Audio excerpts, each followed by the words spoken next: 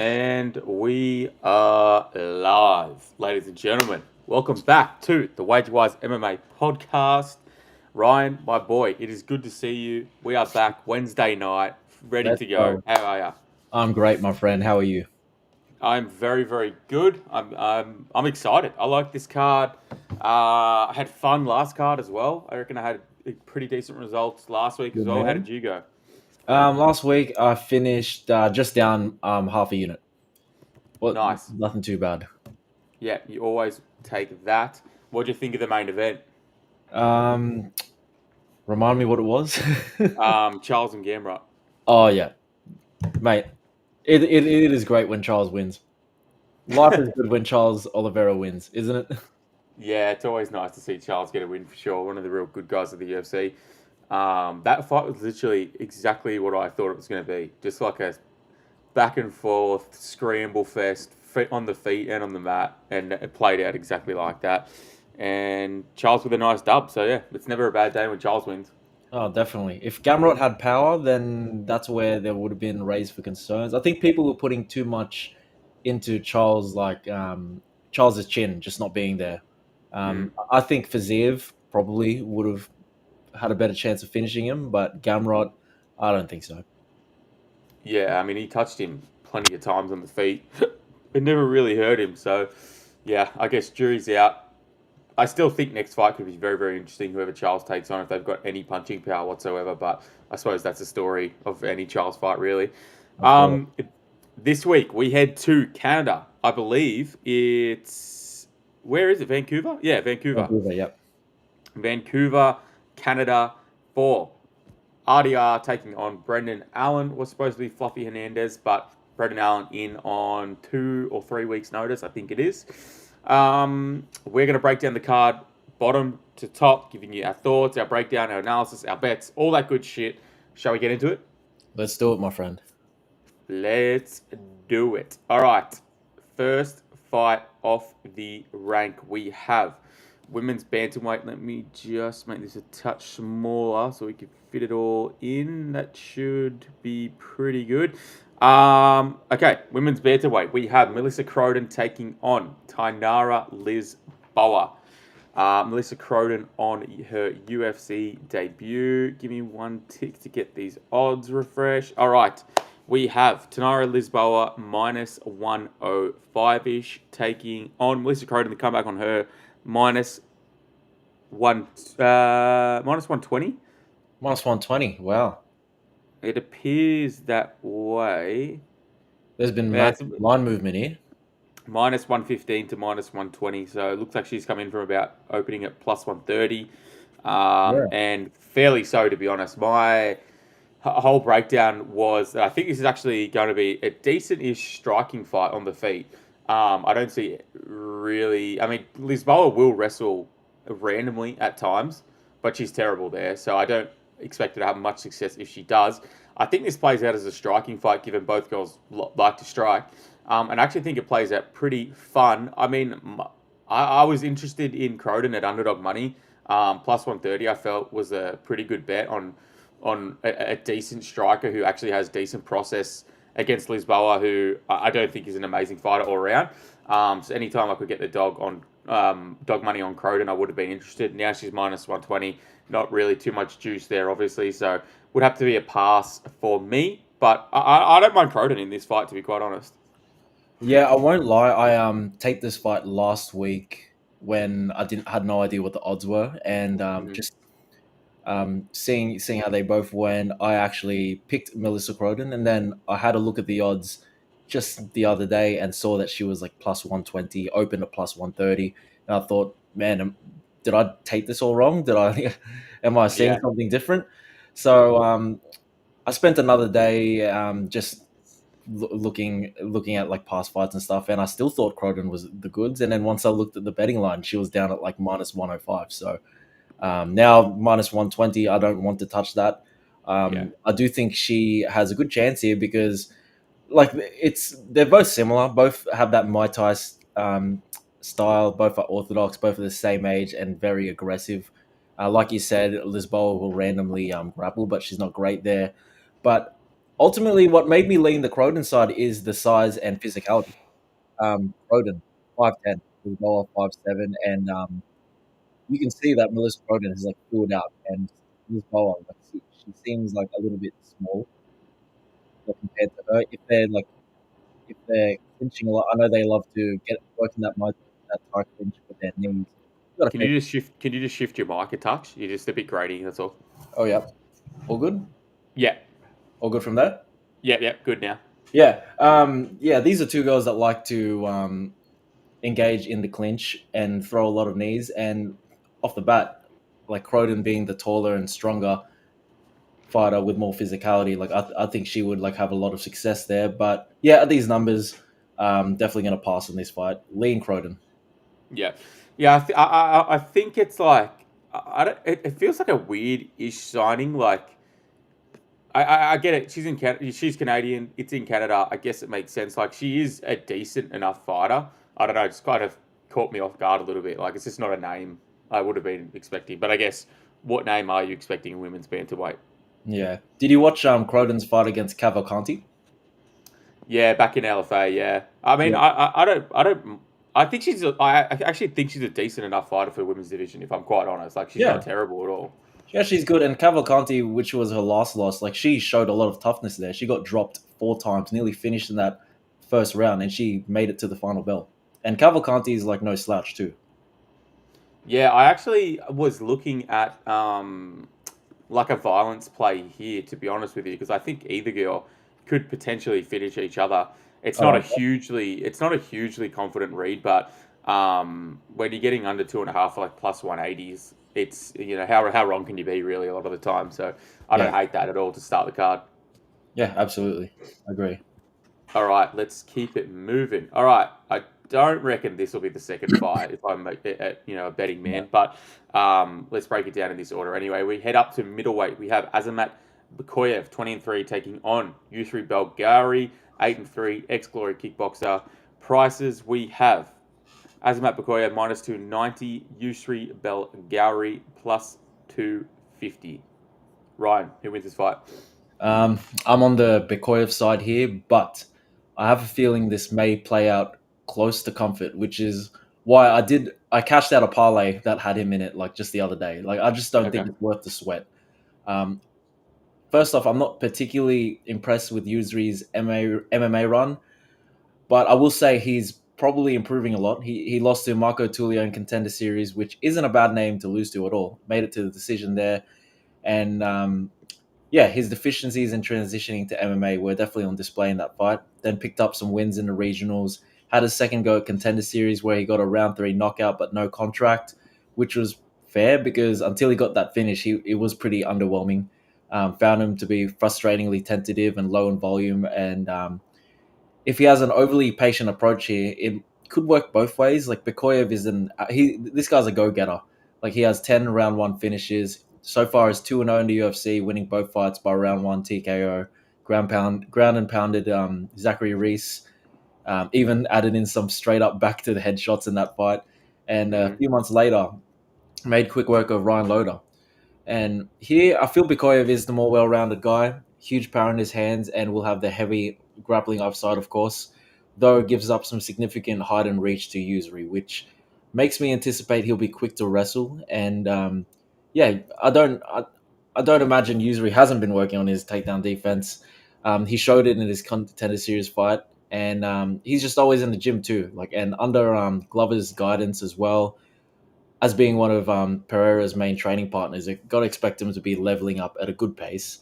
And I do believe his first line of takedown defense could be strong. Like, do I think it's likely he ends up on his back? I'd say a good chance, like especially early. And you got to think if Bakoyev gets on top in round 1, there's a good chance Usuri will just be stuck there and could be in a situation where it's either you choose to get ground and pounded out or to get choked. I also think Bakoyev can catch him on the feet as well, like despite the height and reach disadvantage. Like Usuri will be quite measured and patient, and from kickboxing range, will just look to touch him up to the legs, body, and head pretty often, and get back to range, as well as snap his head back with that jab. But Bakoyev is very effective in getting into that pocket, like planting his feet and finding the chin with combos in close. But I just wonder how the fight looks if it gets to round 2 and 3. Like in the last year, I've watched plenty of these Dagestani motherfuckers, like who are made out to be like killers, fade big time after dominant first rounds, and hug the legs for the rest of the fight. Though I think Bekoyev is pretty good. Like he is known for getting after it early, but he's beat. Look who he's beaten in the UFC, like Ryan Loder and Zachary Reese. I do think Bekoyev has beaten good regional names and only lost to good regional names. So I still favor him to get the job here, but I don't know if Usuri is still there in rounds 2 and 3, and Bekoyev's takedowns are easily getting stuffed, and they're both exhausted, and it's a messy kickboxing fight. Like you could see, like Usuri, like just pull away with it, and like start to look good in like rounds, like the more the fight goes. So yeah, if you're taking Bekoyev, like you'd have to think like a early finish, like or just straight up round 1 or round 2 line. But yeah, I do think he wins the fight, but I'm not as confident as it would be like having like a massive parlay that's riding on him. So yeah, Bekoyev is a pick. Yeah, nice one.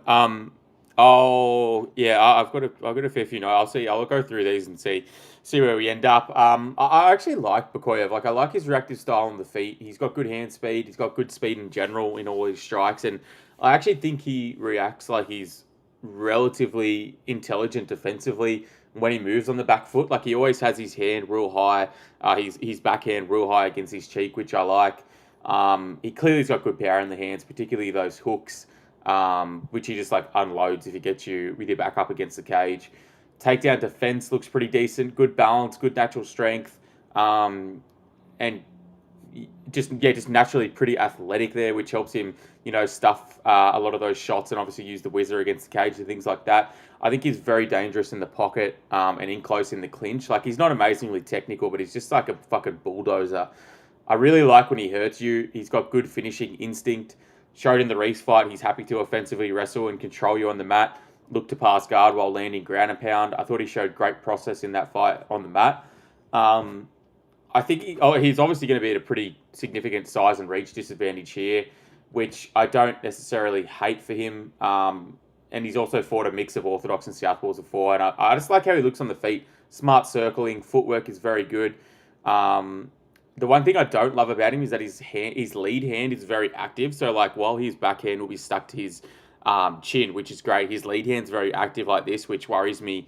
That cross from his opponent is could be a potential shot that has a lot of success. He also looks like I'm worried about him fading as the fight goes on too, but he kind of looks like he holds his power through fights. Like he deaded Chauncey Foxworth late in round 2, and he's got finishes later before, so I kind of am not as worried as I thought I might be. On to Usuri, a big long frame for the division. I'm just not sure he uses it all that well. Like I get really frustrated with these guys that are content to really move backwards when they are the bigger, stronger, longer fighter, and they don't look to counter on entry all that much. So they're just backing up and letting the other person throw, because they're never going to counter or take advantage of an opponent throwing a strike first and reacting off that. They'll just let them go, and then they'll reset the distance and then go again. And I kind of hate that, especially for a really long fighter like Usuri, who should really be taking advantage of that. Like, he's just a much better striker when he's the one moving forward and dictating the range of the fight, which I'm not sure he's going to be the one doing here potentially. Glory kickboxing background, great technicality in his kickboxing offense, very good jab, good outside low leg kick. Like you said as well, I think he looked real hesitant at times to really commit to shots, which I hate, because he's clearly athletically gifted and very technical, but he just doesn't look like he wants to pull the trigger at times.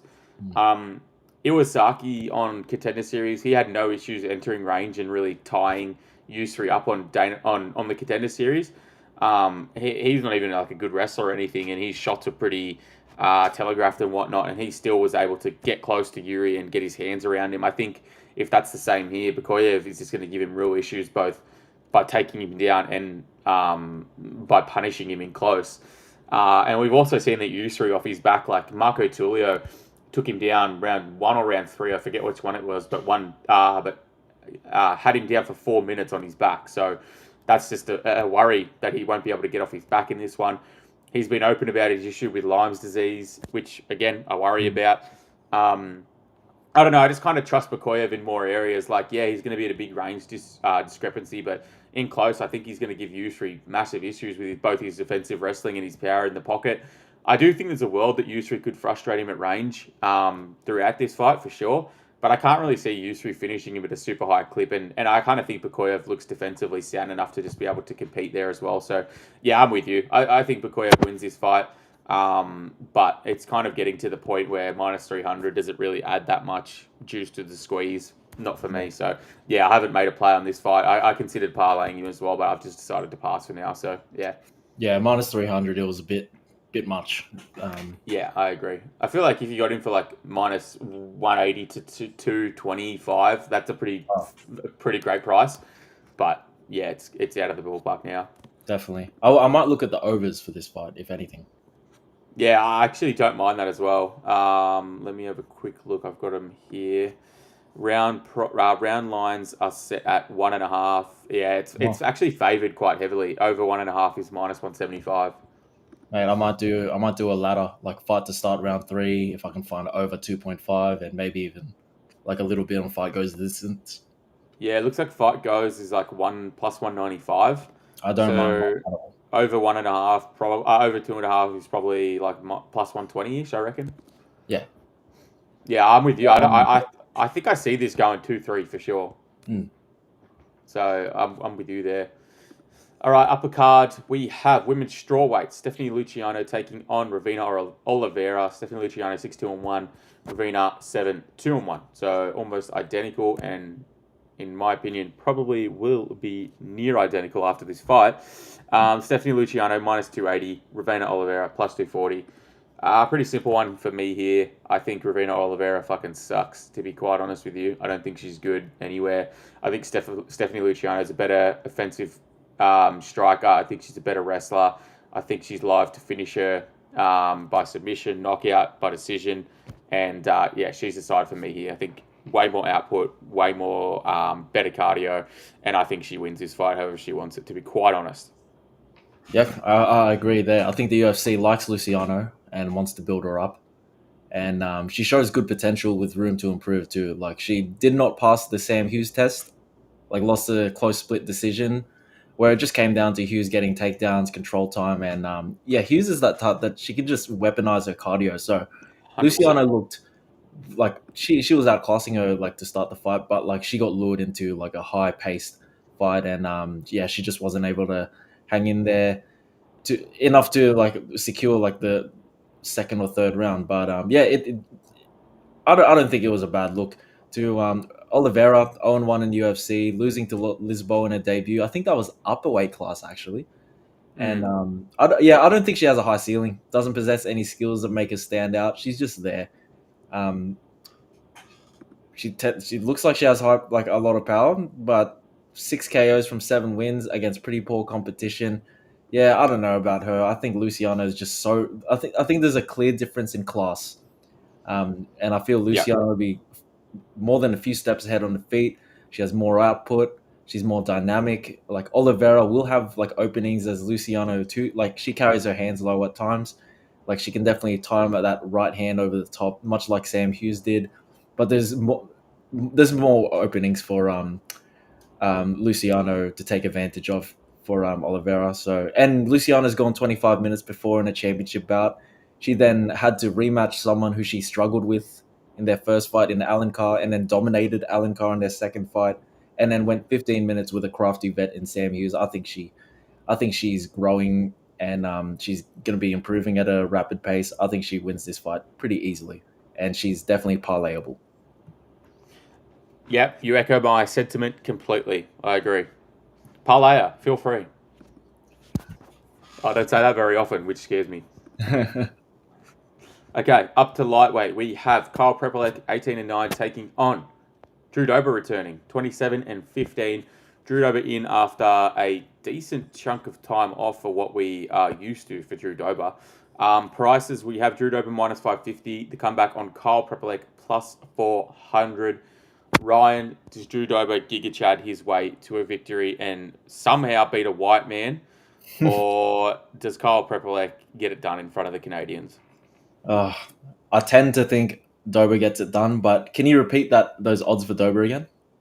Minus 50, no, 550, That 550. is so fucking bad. Yep. I would not pay that for Drew Dober in 2025. Um, yeah, so this fight will be Southpaw versus Southpaw, same age, and both have been professional fighters for a long time. But Dober has spent the majority of his career in the UFC, while Propolek has had an 0-3 stint. Oh, he had an 0-2 stint a few years ago, which included a loss to Austin Hubbard, already a red flag, and return on short notice to be fed to Benoit Saint Denis.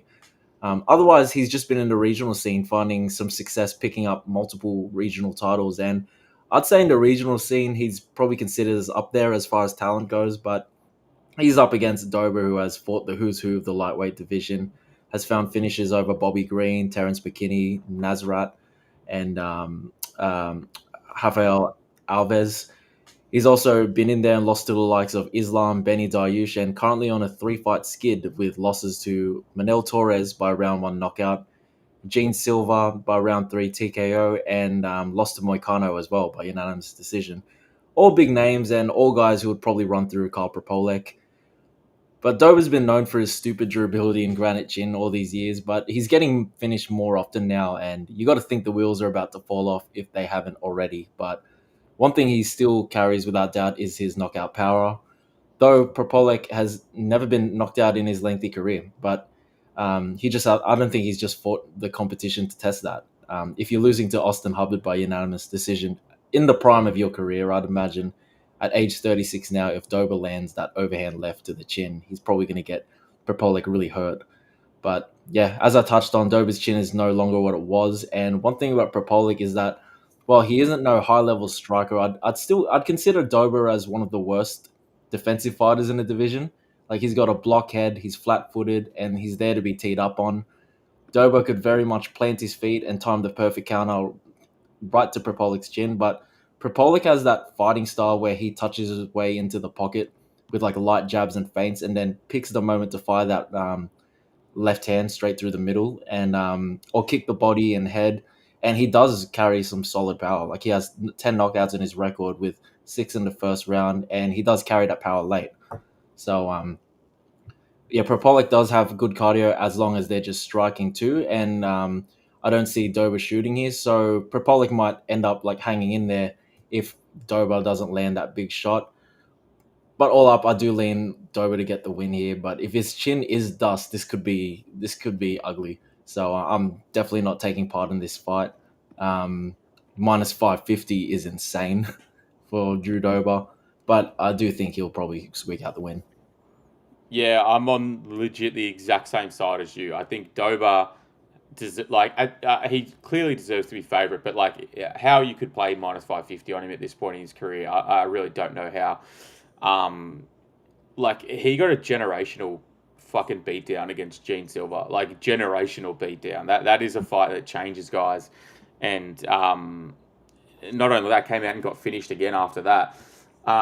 So I just I don't. I mean, I understand the line from a point of view of like these level of competition between these two guys and whatnot, and whatever argument you want to break there. I don't disagree with any of that. What I do disagree with is you've got a guy in Drew Dober who's not going to offensively wrestle, who's not going to do anything but make this a striking dogfight, and you've got a guy in Kyle Prepperlek who excels in a striking dogfight. So I mean, look, as you said, is he a super technical fighter? No, not really, but like, he can hit the target pretty well. He's super durable. He's tough. He's happy to engage in dogfights, which is exactly what Drew Dober's going to bring. So you're giving me plus, what did I say? Plus 400 on a guy whose best kind of fight is the dirty striking dogfight, and that's exactly what he's going to get here. So why would I not play that? I know Drew Dober's not going to wrestle, and I know Drew Dober's not going to look for submissions. Why would I not play plus 400? Like, again, how wrong could it be? If Drew Dober comes out and just deads him, I don't care. I don't care. But I think there's a massive world in which Prepolek looks like great value here and potentially hurts him in the pocket. I think you've talked me into it. No, I'm with you. I didn't want to really be there, and like, it might look dumb in hindsight, but Plus You're getting 400. plus 400. It's like how wrong can you be? What let me just have a look at what implied that is. That's a 20% implied probability. Minus 550, yeah, it's like just under 85%. I don't know how you can give Drew over 85% here after what we've seen from him and how he fights. I like violence here as well. Like, as I said, it's hard to trust over at a massive number here with the amount of damage he's taken recently. Like, I really do worry about that. And I think under 2.5 minus 160 is not an awful look, given this is likely a dogfight and both are going to get scrappy. I think either guy could finish realistically. So I think under 2.5, Prepelec money line, Prepelec KO is probably a fucking juicy price. Let me have a quick look.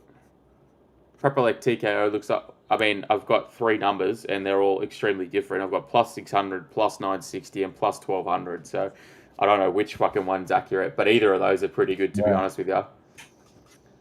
I like it. I usually look for those KO round props when I don't really think the fighter has, a big chance of winning any other way, but maybe he could win a decision and squeak that out. Like, plus 400 is juicy enough that I don't think you really have to go prop hunting, to be honest. So half a unit, Kyle Propelec, plus 400. If he gets done, he gets done, but I think it's value.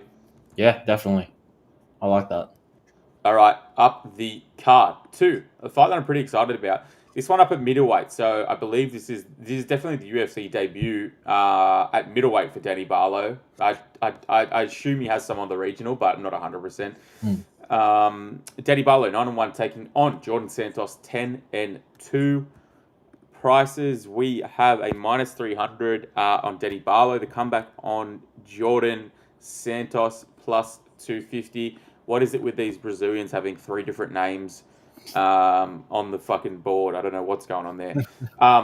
Okay, Danny Barlow, obviously decent start in the UFC career. Come off that knockout in Dana White's Contender Series, into the knockout at Quinlan, into the split decision of Nikolai, which I thought was a red flag, looks like a red flag in hindsight, and then getting finished by Sam Patterson in round 1. I watched that Sam Patterson fight back, and I actually was like a little bit more impressed by Danny Barlow than I was at the time. Like, at the time, I kind of looked at the result and was like, fuck me. You got finished by Sam Patterson. That's such a bad look. Yeah. But he stung Sam Patterson quite a few times. And, like, I didn't think Sam Patterson would be able to take the shots that he did from Danny Barlow. Like, that rear left hand really did land pretty clean a couple of times. And, like, I thought there was a world in which that would seriously hurt Sam Patterson. But, like, it's not... I think Sam Patterson's getting better, and I think he's a tough... matchup for a lot of these guys. Like, he finished Trey Waters very recently in round 1 as well, and I think Trey Waters is a difficult matchup for a lot of guys. So I really don't think, now that I look back at that fight, I don't think that I'm as low on Danny Barlow as I kind of might have felt after that immediate fight. And to be honest with you, I kind of like the move up to middleweight for him. I think he's a decent sized frame. He's super fucking long, like, got a great reach. And his speed is going to be unbelievable at this division, in my opinion. I think he's going to hurt a lot of these guys. I think, I'm not particularly sure how his weight cuts went, but given his missed weight previously, I kind of think not great. Like, I think he might have been cutting a decent amount of weight. So I think the move up to middleweight is not the worst thing. Middleweight is, in my opinion, a lower skill class than welterweight. You can get away with a lot more until you get to that upper echelon, and then maybe he has, like, some issues with some of these like bigger, longer frames that you get at the top of the middleweight division. But in my opinion, from like the lowest of the unranks to like 30 at middleweight, that actually probably higher, to be honest. Probably like the cutoff at 15 at middleweight is pretty fucking bad. And if you're naturally gifted with power, athleticism, good striking, which all those 3 things I think Danny Barlow is gifted with, I think you're going to go pretty well, to be honest with you. So he comes into this fight against Jordan Santos, who I'm not particularly high on. I think he's very gritty and very tough, but I don't think he's very good. Aussie Diaz, I didn't take a lot away from that fight. He got hurt pretty badly in round 3, I think, from memory. The Will Curry win, again, it's not one that I hold at a very high stock. And I just think Danny Barlow is the better fighter in this fight. I think he's the cleaner striker. I think his hand speed is going to really catch Jordan Santos off guard, and I think he gets another finish here. I think he moves up, all things going well with the weight with the move up in weight. I think he wins, and I think he should get a finish here on the feet. So I think, I'm taking Danny Barlow KO round 2, I think is my prediction. But yeah, I think he wins this one. I think minus 300 is a tough one to get to given the move up in weight, but I'm pretty confident he wins and wins pretty well here. Yeah. Great breakdown, mate. I've got not much to add there. Like Jordan Santos, he absorbed 135 significant strikes from Ozzy Diaz, who landed at a 51% clip. Like he landed just more than half of everything he threw. And if you watch Ozzy Diaz fight, you'd see that he's one of those shitty volume strikers who throw without setup, and he's there to eat shots as well. Like that was not at all a good look. Danny Barlow, yeah, he may have shot the bed against Sam Patterson, who we would like. I remember the community was pretty down on at the time, but in hindsight, like looking at the results, maybe Sam Patterson is like a lot better than we all thought he was. And I didn't like the look of him not being able to knock out Vera, but I think this move up to middleweight this weekend is going to do him wonders for his finishing ability. And look, without overthinking this, Barlow will be faster, more athletic. He'll have the advantage in height and reach and the obvious power threat. It's going to be so obvious what Barlow's going to look to do. But if you're a guy that allows for 135 Aussie Diaz significant strikes to get through, you're a guy that will allow a Danny Barlow straight left to hit the mark at least once. So, I got Danny Barlow KO round 1. Love that. Let's look at some prop lines. What do we got? You and I must immediately fancy this price. Under 2.5 rounds, minus 140. Oof. I think he gets it done 1 or 2. It could be like I was gonna have a bet on this for like the winning minute. Like would be like you think early? Minute. Yeah, I think early. Yeah, I'm with you. Under 2.5 minus 140. That's what's that? 12.5 minutes of fight time. I'd be shocked. Honestly, I would be. Yeah, I think that's a great price. Barlow ITD minus 110. Barlow TKO plus 130 to 150. Somewhere in that range. All very playable in my opinion. I love under 2.5 minus 140. Same. And even if Jordan Santos has a good first round, like you saw him gas out against Ozzy Diaz in the second, and Barlow can fight late. Like he got that late TKO on that Japanese fella. Yeah, Quinlan, who looks Japanese, I think's American. Oh, I think he is. Yeah, I'm with you. I think even if he doesn't get him out of there round 1, I think like the damage is going to accumulate, and I think it'll really pay dividends late. So, I'm with you. Yeah, straight up. I love that. Okay, up the card we have. I'm interested to see what you think on this one. Flyweight Bruno Silva 14-7-2 taking on Gyeongsong Park 10-1 HSP as we call him around these parts. HSP minus 255. Bruno Silva plus 215. Talk to me. First off, this is a very volatile fight between two like skilled flyweights coming off losses to good opposition. HSP coming off that second round sub to Tyra, which was a short notice matchup, though he was preparing for Steve Oseg, I believe, which was going to be a week later. And Bruno Silva on a 2-fight losing skid, being TKO'd by both Manel Cup and Josh Van, two guys who are right up there. Like Van literally fighting for the title in December, and got to imagine Kate will be one of the next few in line. Silva is the older fuck. Yeah, if he gets his shit together. Yeah. Silva is the older guy here, and definitely I'd say he's on the downswing. I don't imagine he's improving or going to get more durable from here on out, especially at age 35 and coming off fights where he absorbed a lot of damage. But one thing he'll still carry is that fight-ending power if he connects, and he definitely has a style that makes him always live to get the upset. If you remember that Cody Durden fight that we had money on. Oh, yeah. Fuck me dead. Brutal loss. Brutal. I'd still play that again at those numbers. Every day of the week. So Silva, he moves around the cage, switches stances, blitzes in with massive strikes, thrown with full power and full rotation in his hips. The thing is, he is very counterable. And if he gets fights to the ground, he has good ground and pound and back takes, but he only has a 23% takedown accuracy, and he doesn't seem to stick to it. If his takedown attempts get stuffed, he'll just let go immediately. As for HSP, he probably has the highest ceiling of the two, more well-roundedness in his game, particularly has the way prettier boxing. I do love his combos to the body and head, and other than the Tyra fight, he's well versed in grappling, and I got no doubt that loss to Tyra will be driving him as he progresses in his career. But yeah, it was not long ago at all. And not only did he get choked out in that fight, he was knocked down too pretty early. And HSP has been knocked down many times, as of recently to Tattoo Taira and against guys like Sung. I'm not even going to pronounce his name. Sung Choi and Top Yeah. Noi Hiram. They had him knocked down, and those are road to the UFC level fighters. I think at this number it's dog or pass because while like HSP shows a lot of promise, he doesn't have many impressive wins. Like his UFC wins are Shannon Ross and Carlos Hernandez, guys on the lower end of the division.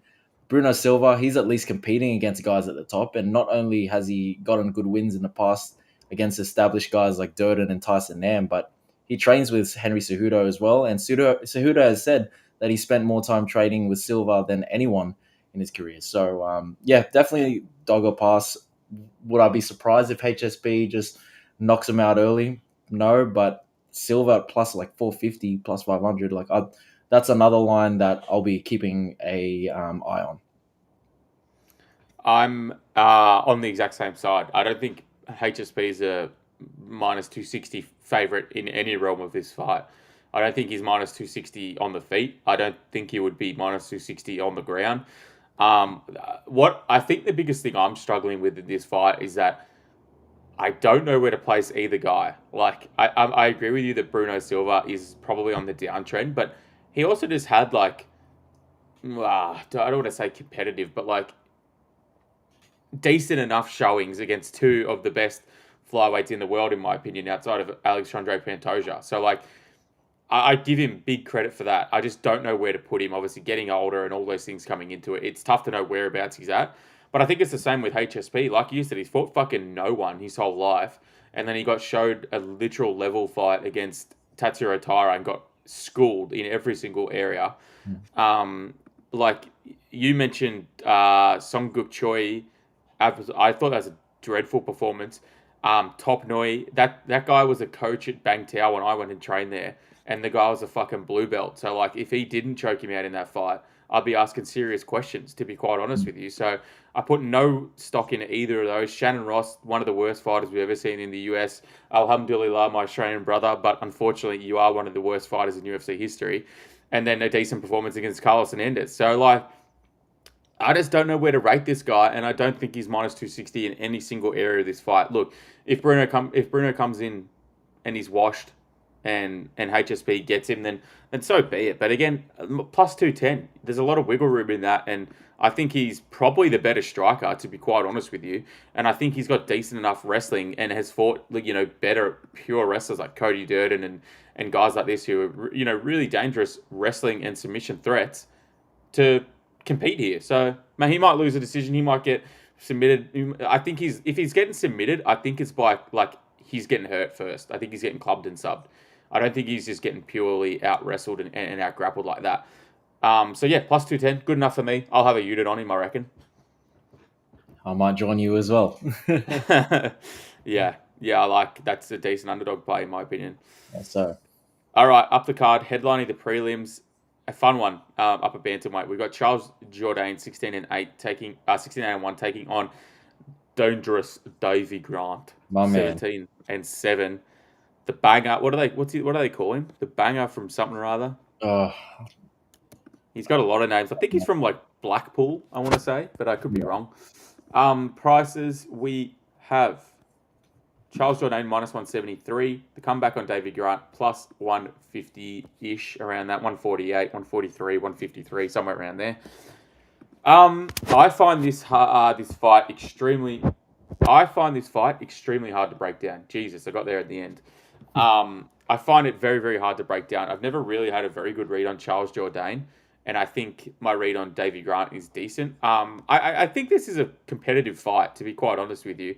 On the feet, Davy's so awkward that he really just can give a lot of guys trouble just off pure awkwardness. Like the way that it's not even just the technicality and the way he throws strikes. It's like his timing. He's so offbeat with his shots that these seasoned strikers, they really do get thrown off out of rhythm a bit. And I can understand that. Like, I remember when I was training pretty hard in MMA and like sparring and stuff like that, uh, the more experienced guys you actually feel more comfortable against because most of them have like a regular rhythm and a regular tempo and like throw shots at speeds that you used to. Whereas like, when it was new guys or really unconventional guys, Yeah, you'd feel really awkward against because you're just not used to that timing and the way shots come in and the angles and all that sort of absolutely. stuff.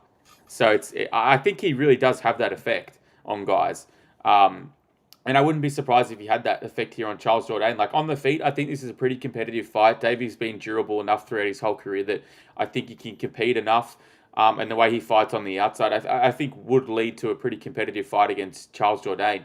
I guess the question is like, can Charles Jourdain pull another guillotine out of his fucking ass against Davey? I think maybe, yeah. Like Charles Jourdain seems like he has a good enough guillotine to really get anyone at this point. I thought maybe it was a trick that would stop having effect, but if he snatches Davey's neck up, look, would I be shocked to see it happen? No, not really. I think Davey's a pretty good grappler, and in terms of pure submissions, he's pretty dangerous himself. But I don't necessarily see him finishing Charles Jourdain either on the feet or on the mat. So yeah, I kind of get the price with Jourdain minus 170. I think he might potentially just do more on the feet and have a touch more success. But I honestly don't have a really strong read in this fight. Again, it's in Canada, so he probably gets the sway of the judges. So I think minus 170 is fine enough on Jourdain, to be honest with you.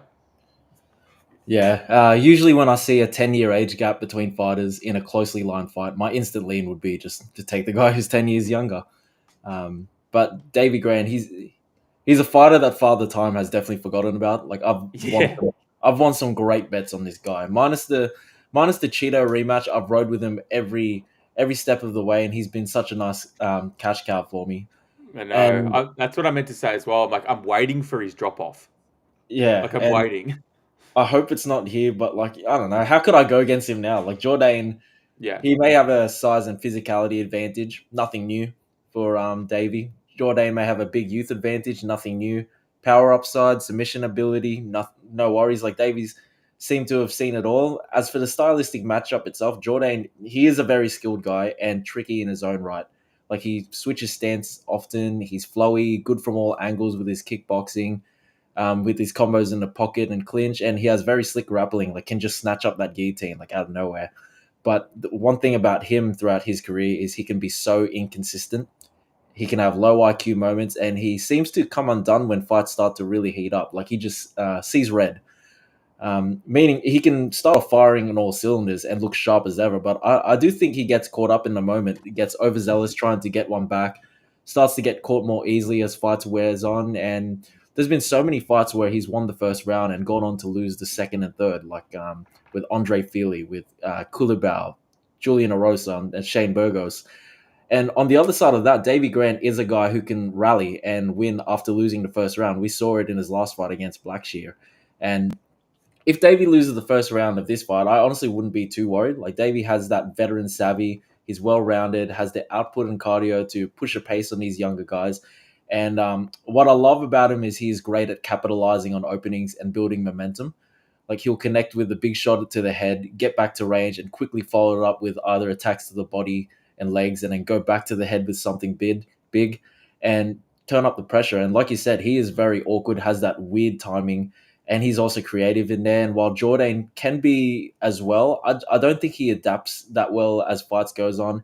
And I don't feel like he is a good counter striker, which would be needed to deal with Davey. Like he's good, he's more better on the front foot than he is like waiting to like find openings and countering as they come in. So all up, I see a very close first round, and I'd go as far as to say Jourdain will probably snatch it with his activity.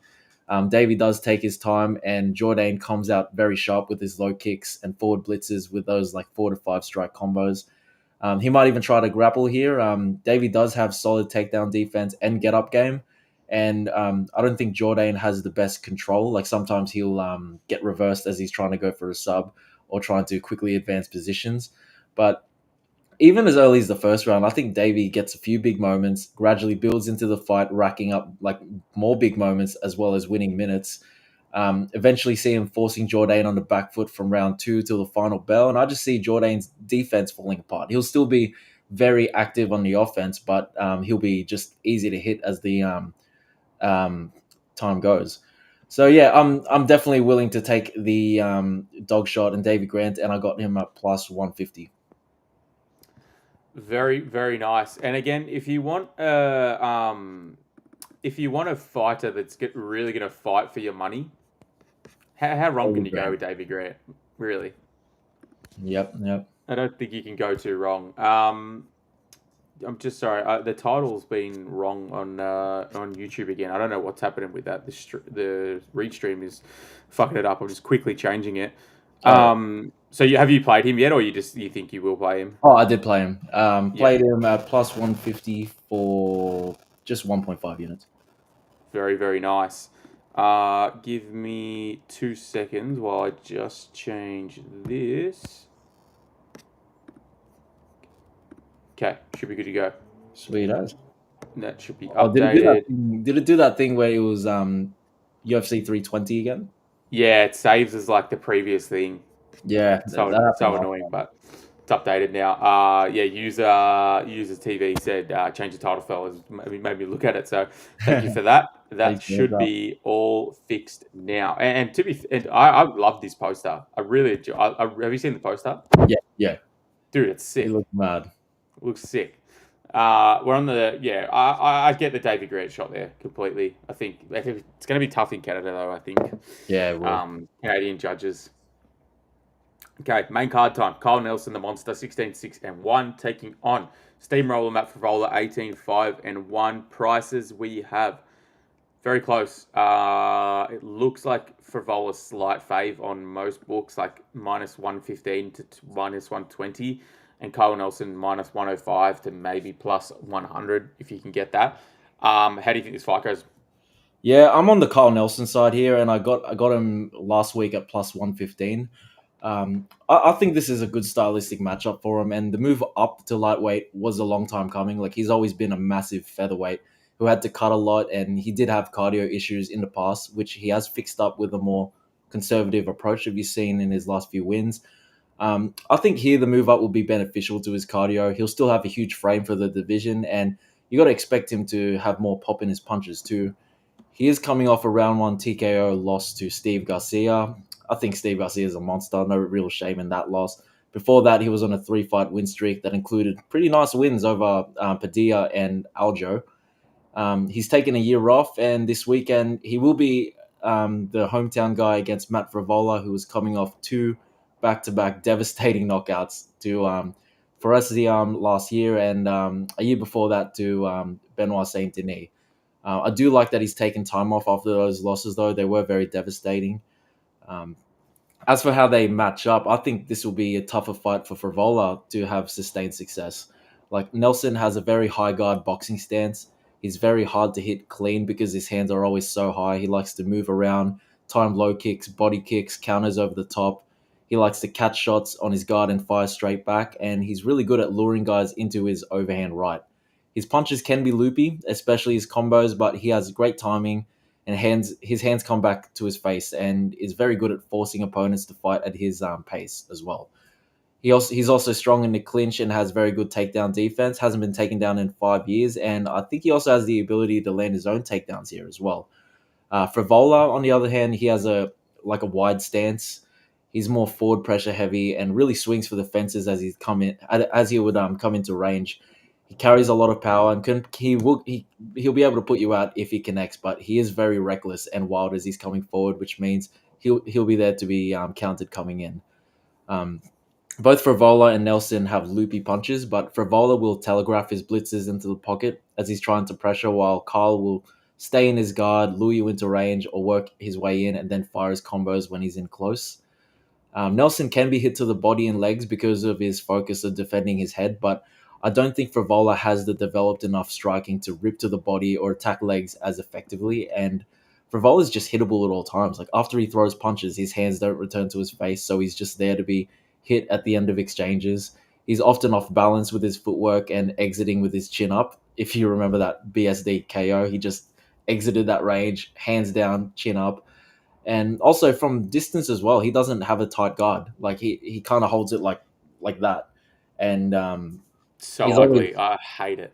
It's bad, and Oh, he's so heavy on that front foot. So I think Carl will have his way landing his fast jabs, kicks to the calf, body and head, and I see him hitting the mark, lunging in with his three strike combos, and whatever Frevola fires back, like since it's always so wide, I see it hitting Nelson's shoulders or guard, and if Frevola shoots for the single or double leg, I think Nelson defends well, and maybe even ends up on top as he scrambles or reverses. So yeah, I wouldn't play Nelson at the number he is at now, but I do have him at plus 115. And I actually think he could get like a round two or round three KO here. So, yeah, Nelson is my pick.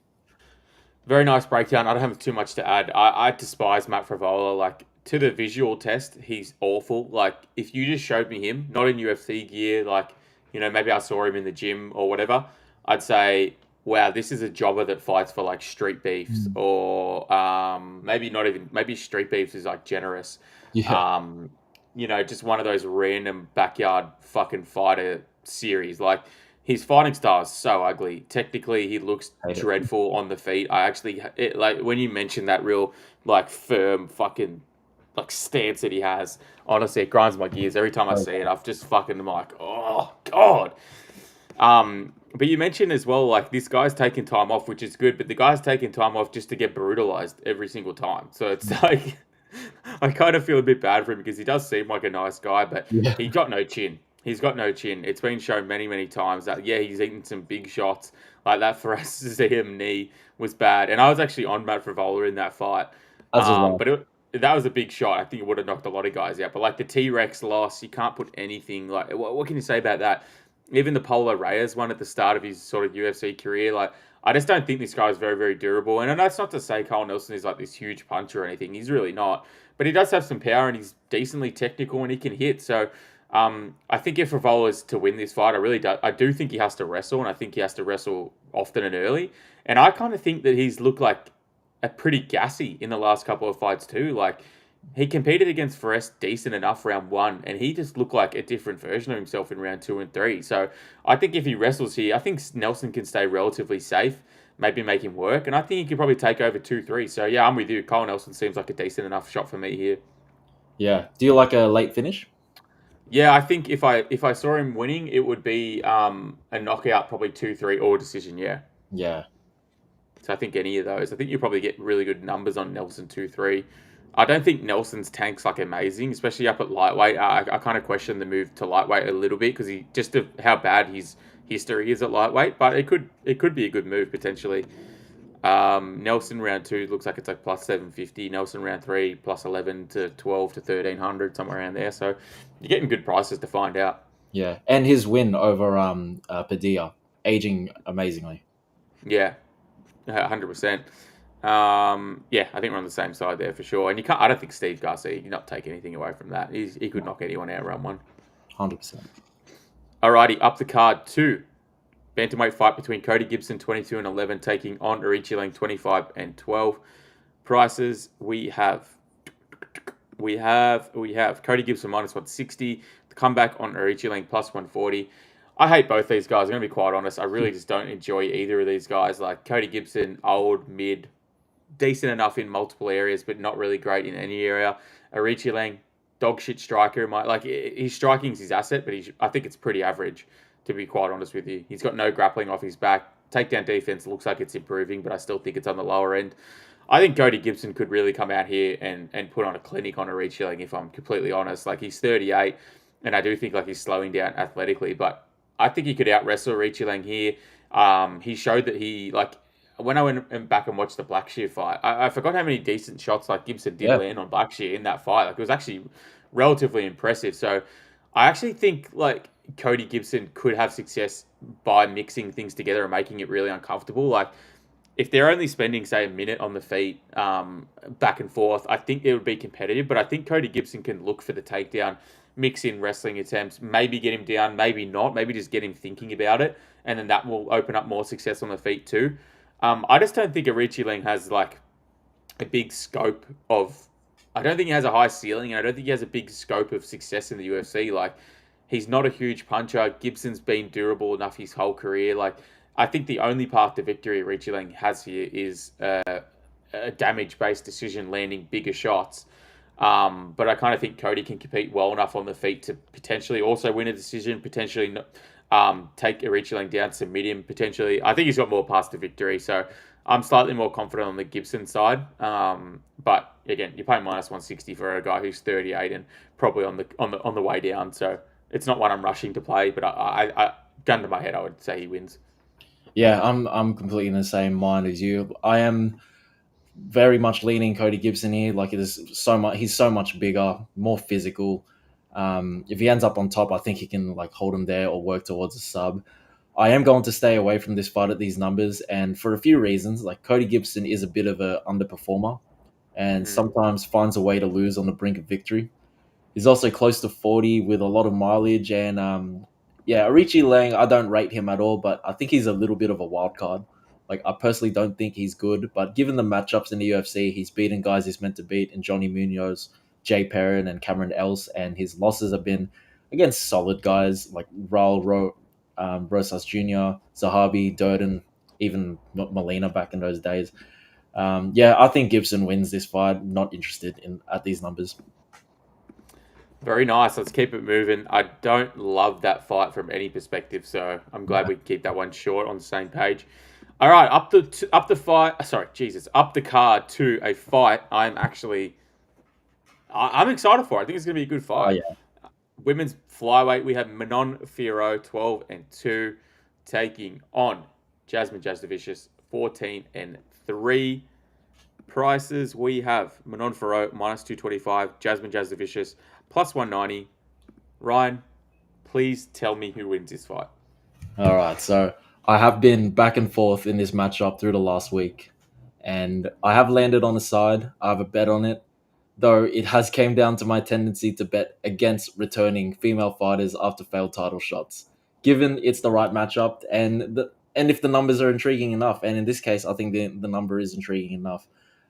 Recent examples of me betting like this is Grasso against Natalia Silva, Tyler Santos against Blanchfield, um, Mayra Bueno Silva against Macy Chiasso, and I faded them all. And it doesn't always work. I did bet against Tatiana Suarez against Amanda Lemos recently, and there's a few examples I'm sure of returning fighters like after title shots that have actually won. But look, to cut to the chase, if Jasmine can't get Fiorot down, I think she's fucked. And if Fiorot is a tough girl to get down. She has an 87% takedown defense accuracy, has been taken down just 3 times in the UFC, 2 times to Shevchenko and once to Jennifer Maia.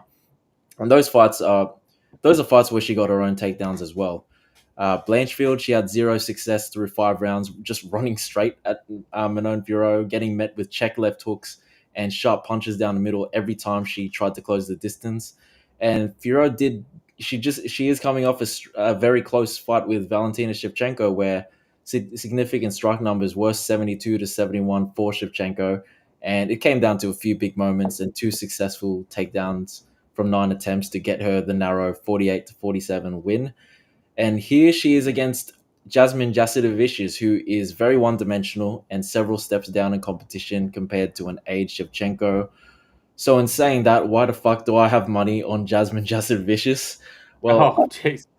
well, I think at plus 195 is a decent enough number, given we have a girl who's going to fight for every dollar.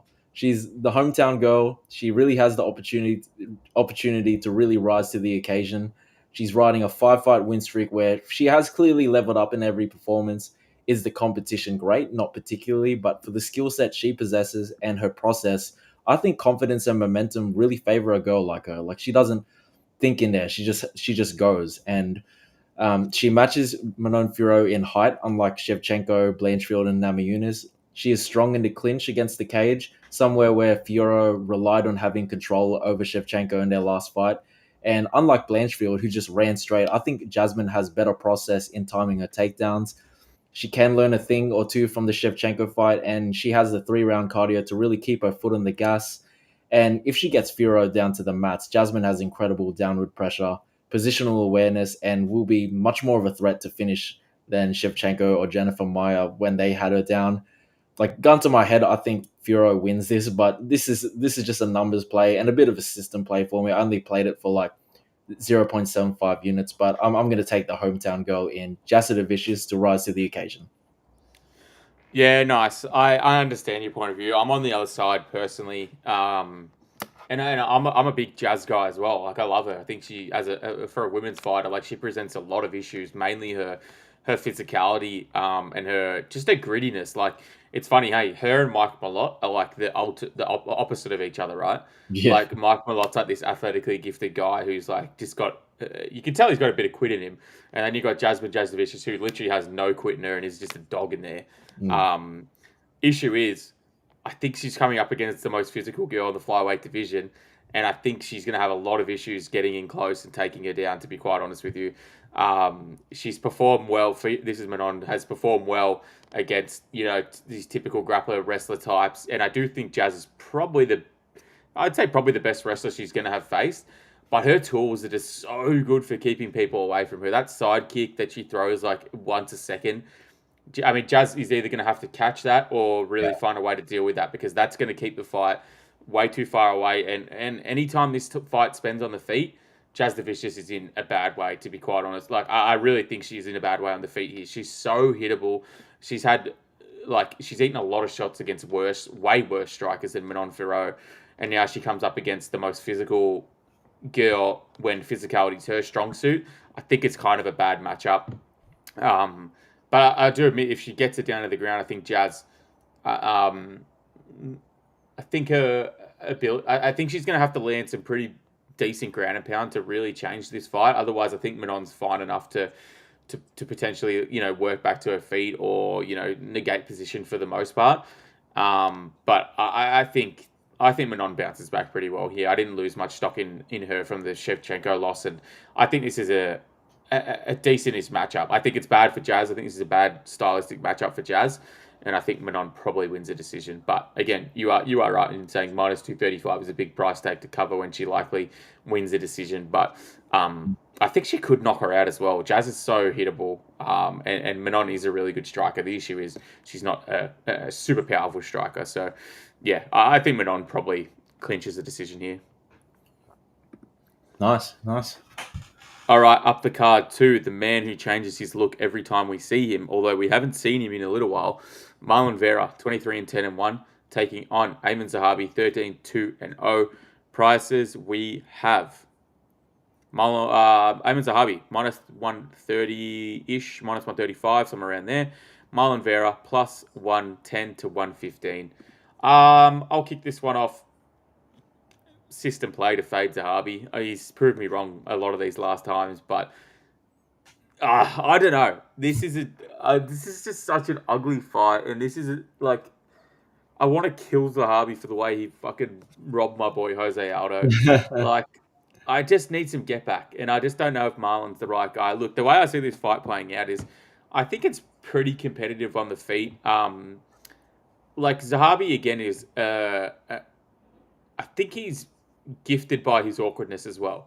I think he's one of those fighters that is just a bit awkward and he can really find success off that. The other thing I like about him is that he comes from a smart camp. For us, Zahabi, brother, head coach, TriStar, great gym. They game plan very well. So I think they're not going to be dumb enough to come out here and just strike for 15 minutes. I think if you think that's the way you're going to beat Marlon Vera, you're probably in for a long night for the most part. I also think that Marlon Vera is one of the more durable fighters we've ever seen ever. So to think that Zahabi is going to knock him out, I think that's a pretty low. No way. Yeah, I think that's a very, very low outcome. So immediately I'm kind of thinking Zahabi is really restricted to just a decision. And the way he gassed out pretty badly against Aldo, I think they both gassed out. But the way he looked in the later rounds, I kind of think that if that happens here against Vera, I think Vera can really lift round 2 and round 3 and potentially steal one. The issue is he's in Canada. Zahabi's known for just stealing these decisions. So if the decision's going to go one way, I feel like it's probably to Zahabi. But on the feet, I think Vera's the better striker in my opinion. But the issue is he's content to go second at times and absorb and not throw back and things like that. And I think Zahabi will go first. He's not afraid to get involved and get in there and in the pocket and things like that.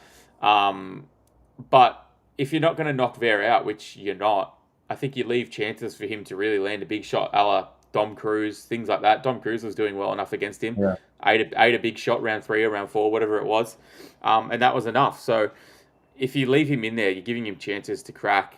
And I think Zahabi's shown that he can be cracked. Aldo hurt him bad in the last one. I don't know. It's not a one I'm hugely confident in, but if I can get plus 115 against the guy that I don't really love in Zahabi, I'm pretty happy to take that shot. So I think I'll be on the Vera side. I think he'll lose round 1, so maybe I might get a better number if I just leave it and play round 2. I think that's not a bad strategy. But yeah, I haven't played anything yet, but I'll be looking to get in on the Vera side at some point. Yeah, nice. I've just realized that I have a lot of cash cows like on this one card alone. Davy Grant, Jasmine Jasudavicius, and Aiemann Zahabi. Oh, God. He is a guy who has come through for me so many times. I bet him against Munoz at like minus 140. I bet him at Basharat at plus 600. Yeah, nice. Against Ricky Tercios at plus 180, and I took him against Aldo at plus 160. I was just happy to be on the side of all those bets. And look, I get there is an argument for Aldo getting the win, like should have getting the win, but you just can't deny Zahabi did incredible to work his way back in the fight after getting soccer kicked right to the face in that third round, nearly getting finished. Yeah. Very impressive. He may be 37 now, which is pretty old, but he doesn't have a lot of mileage in this game, and he's arguably in his prime right now. His opponent, Cheeto, 5 years younger than Zahabi at age 32, but he's got more than double the amount of experience. Definitely feel like he's past his prime potentially. Like he had a very good run between 2019 to 2024, like picking up wins over Sean O'Malley, Davy Grant, Frankie Edgar, and Dominic Cruz, which included some absolute wars and highlight reel finishes. This led him to that title shot just last year where he got dominated by unanimous decision in that rematch with Sean, where Sean very much leveled up and had fought one time since then, losing a unanimous decision to a very undersized Figgy and getting dropped for the first time against Figgy. Two things. I reckon that's more of a flash knockdown, that one. Yeah, flash knockdown, yeah. But two things guaranteed in a Cheeto fight. He's got a granite chin and will be nearly impossible to finish, and he'll be allergic to winning the first round. And he probably won't even turn it on until the last round. We've seen it all before. This is a problem he's just always had, which has seen some sweaty split decisions go both for and against him. Like we've seen some late finishes in fights he's losing up to that point, and 29 to 28 going against him. I think him changing this up like this far into his career would be wishful thinking. Like nonetheless, he is a dangerous fighter of the two. He's the more dangerous fighter like of the two here, with his sharp Muay Thai, fight-ending power, and slick ability in the ground. In the UFC, Zahabi's only gotten 2 finishes from his 7 wins, both against lower-level guys. It's very safe to say he's not going to finish Cheeto at all here. Like he will land on him a lot. Cheeto is flat-footed. He's either standing there staring or marching forward in straight lines, which works when he's piling on pressure, but I think he will struggle with Zahabi's kind of awkward style and movement. Like Zahabi, like he has this weird, like he switches stances, he angles out, he moves around the cage all weird, and then he will kind of like run up and throw like the most telegraphed kick, like right up the middle, but it just works because like you don't expect him to just blitz in and run and kick up the middle. And on top of that, I do think he has like solid boxing. But yeah, as much as I love Cheeto, I think he's going to give up that first round, and then that second round will be like a toss up, and then third round, like yeah, we've seen Zahabi kind of gas out, but I think at that point, especially at in Zahabi's hometown, it might be a case where Cheeto will need a finish or he loses the fight, and in that case, like I don't mind it play at all on Cheeto round 3 or like a Cheeto round 3 or decision. Yeah.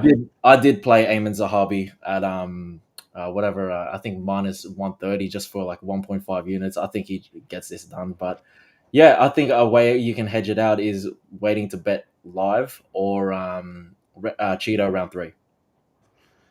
Yeah, I'm with you. I can see Vera round 2 plus 1,200, Vera round 3 plus 1,400.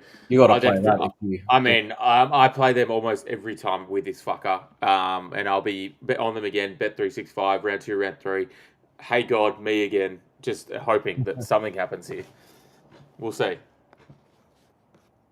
We will see. All right, co-main event time. Welterweight fight between Kevin Holland 28-14. Ryan's boy, just saying, and Mike Malott Oh, God. 12-2-1. Ryan's boy as well. Nah, just joking, just joking. Prices, we have Mike Malott, slight favourite, -115. Kevin Holland, -105. Effectively a pick him. Ryan, please tell me, a pick him. Who do we like? I think Kevin Holland is unforgivable after his last fight. That's one way of describing the bloke, I reckon. I'm a big D-Rod guy. I'm a fan of him and love to back him, and I pride myself in knowing when to take him, when to fade him. He's a tough motherfucker with a very limited skill set who's there to be hit, and he's up there in age. He's pretty much like in this sport, he's a fucking like a grandpa. And in my opinion, D-Rod had no business having that success he had against Kevin Holland, and he had him like really badly hurt in that fight. And on top of Holland getting hurt badly multiple times by D-Rod's slow telegraphed 1-2s, he had opportunities to finish D-Rod there in the third, and he kind of just fucked around and kept trying that stupid jumping knee like against the cage. I'm glad all I had in that fight was Holland by submission, because I know he killed so many parlays that day, and a certain anchor bet from one of our favorite. Oh, yes. Wink. Here he's up against a guy in Mike Malott who, safe to say, here at WagerWise, we're not really fond of. I'm still in the belief that if his fight against Charlie Radke went a little longer, the tides would have started to turn. But Malott brings to the table athleticism, raw power, great grappling chops, and he is improving on the feet. He is a little flat-footed though, a bit robotic and stiff when he moves. But when he was at range against Radke and on the front foot, he looked good. When he's backed up or pressured in close, though, is when he gives some pretty bad optics. But Holland, he's usually a guy who hangs around the outside, blitzes in, or tries to be a sniper from range. And I'm usually a guy that fades Mike Malott, but I was surprised to see him as like at only a minus like 115. Like I got him at like minus 120 or something. But when I looked into this fight, I honestly expected him to be like minus 200 or minus 250, given that Holland looked career worst in his last fight, absorbed so much damage, and is returning pretty soon. And Holland is someone who we know doesn't take his career seriously and doesn't take losses to heart. For as much as I don't particularly like Malott, he does take his career seriously. He lives and breathes fighting, and he's clearly made like adjustments and corrections in his game, like since that last loss to Magny, which definitely ate him up inside, I'm sure, and he's now on a 2-fight win streak. Though I didn't like that return performance against Jones. I guess that was just a good win to get him back on track. And here he's fighting at home. He's the home guy. So I like Mike Malott at like anywhere between minus 115 to like minus 130. I'm on the same page. I'm one of the biggest Mike Malott non-believers in the entire country, and I think that's proven by the Neil Magny round 3 prop that we absolutely cashed on. Oh, yeah. One of my favorite cashes in history, to be honest. Like, you have those cashes where you can remember exactly where you were and exactly what you were doing, and I have that to a T. I remember I was at my girlfriend's old house, and I was laying in her bed. I was watching it, just screaming, going ballistic. She's going, "What the hell's going on here?" I'm like, I've just cashed like a fucking 50-1 Magny. It was like 44-1 or something ridiculous. 44-1 Magny to win in round 3. Like, just one of the most joyful cashes in history. But I say that to say this: I don't believe in Mike Malott very much, and I think he's a fighter that has a lot of exploitable areas, particularly his mindset and things like that. But he's versus Kevin Holland, who fucking is much up the same alley. So I'm on the Mike Malott side here. I completely agree. I think he's, besides the reach disadvantage, physically he's extremely gifted. He's strong. Very naturally athletic. And I kind of think for the amount of time this spends on the feet, I kind of think it actually might be a little bit slow paced. Like, I think there might be a bit of a feeling out process, and like, I think they might be a little bit hesitant to engage at times. Like, I kind of see a slower pace in this fight, which lends me to side with Malott a bit more, because I think if it's at that pace that I believe it will be, I don't think he's really going to gas out.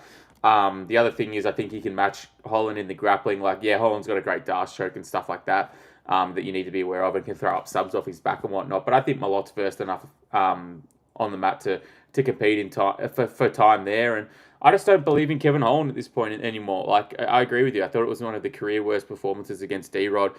not only did he get hurt in round 3, but he hurt.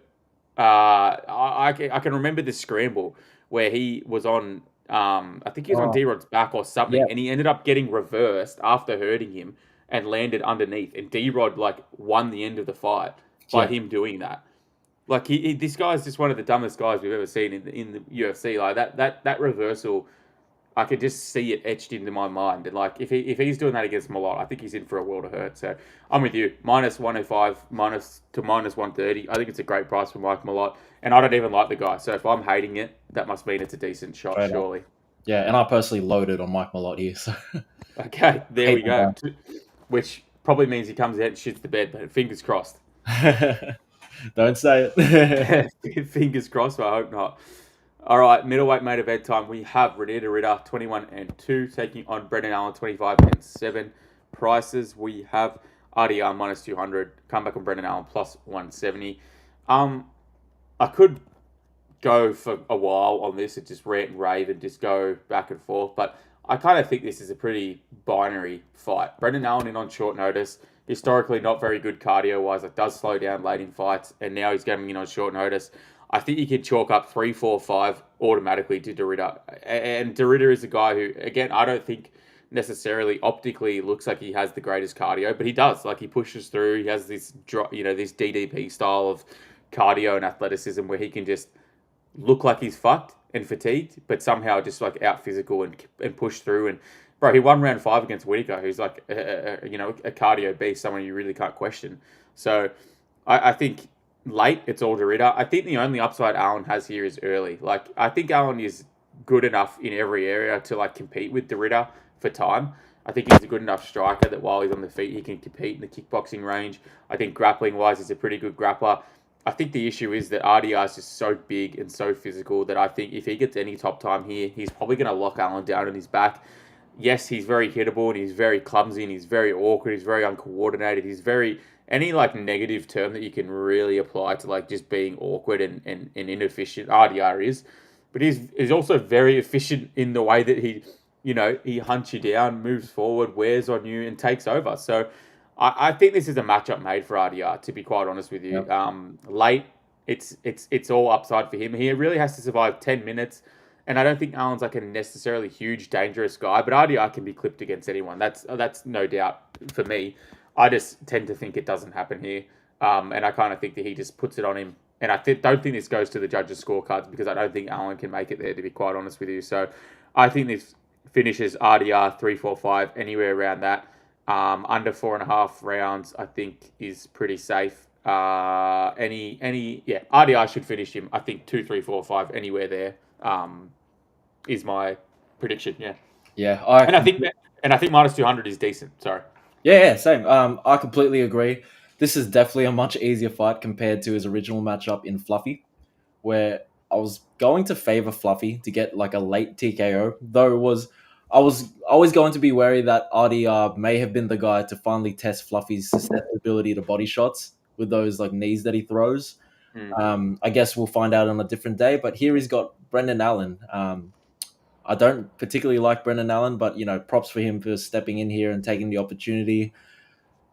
I don't think he gets past here. Like I don't think outpointing Vittori in a ugly looking 3-rounder in his last fight tells me much. Like in terms of significant strikes landed, that fight was neck and neck. Allen just had more big moments. Vittori has no power, and Allen got 3 takedowns with only 1 minute and 27 seconds of control time on there. And I've always screamed this to the masses that his rise up through the middleweight division has been very fraudulent. Like he beat his best wins was short notice Chris Curtis by split decision, a fight that where in round 5 just optics let Curtis down. He beat Andre Muniz, Paul Craig, Bruno Silva, Christoph Jotko, Sam Alvey. Like those aren't good names at all. Malkoon is probably one of the better names that he's beaten. But if you rewatch that fight, Allen got 2 takedowns with 3 minutes 24 seconds of control, and Malkoon had 7 takedowns with over 7 minutes of control. Every time I've watched that fight, I've thought Malkoon should have gotten it. But yeah, he's passed every test with flying colors, and he just came off the win against Rob Whittaker. And I do think he can very much get a finish here, rounds 3, 4, 5.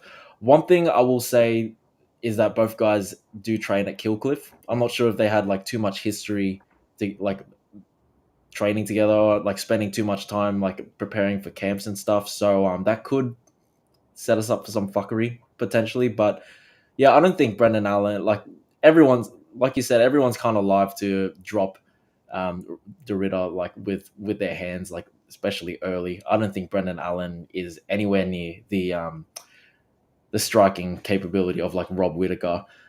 The only route to victory I see for Brendan Allen is getting the back, and he is a rear naked choke specialist. Like he does have 14 subs, and he has 11 wins by rear naked chokes, and even on top of those 11 rear naked choke wins in his pro career, he had 5 rear naked chokes in the amateurs. So yeah, I feel like his path to victory here is like getting in a messy scramble, ending up on the back and sinking that in. But I think RDR is good enough to be able to hang in there, fight the hands, and look to reverse. I think we've seen him in more like pretty dangerous positions, like pre-UFC.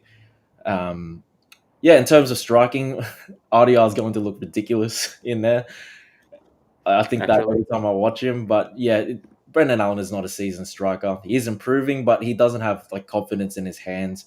And yeah, we've seen him with all-time low IQ against guys like Fluffy and Imavov. So yeah, I think RDR just wins this. Probably rounds 4 or 5, maybe even decision. Yeah, love it. Exact same page. All right, let's go top to. Let's go bottom top. Final picks, and we will get out of here. All right, Melissa Croden, Tainara Lisboa. Croden. Yeah, I think I like Croden too.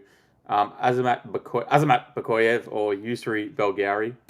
Azamat Bakoyev. Yeah, I'm on Bakoyev too. Is that a Borat? What is that? What are you always goes? Azamat. Yeah, that is Borat.